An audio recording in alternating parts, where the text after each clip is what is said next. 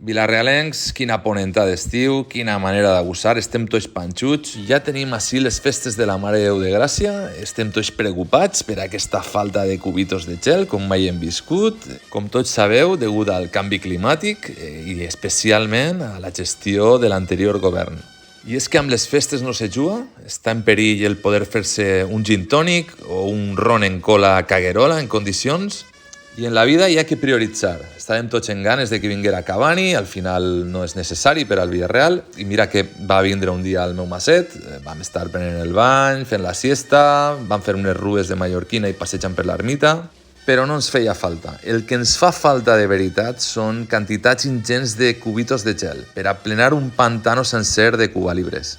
I estic decidit a fer el que faça falta per vosaltres i amb l'ajuda de Unidas Podemos anem a municipalitzar l'empresa Hielos La Plana per a garantitzar l'abastiment de cubitos de gel a la comissió de penyes. Una volta tenim això solucionat, ara el foc està 100% amb el col·lectiu més desfavorit, que és el col·lectiu dels gorrons.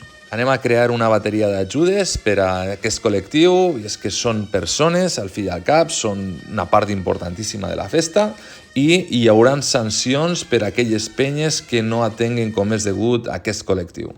I poc més, ja veieu, ja no porte corbata, com va dir Perro Sánchez, espero que vosaltres el dia dels disfresses tampoc porteu, i no res, que passeu bones festes en coneixement i que disfruteu.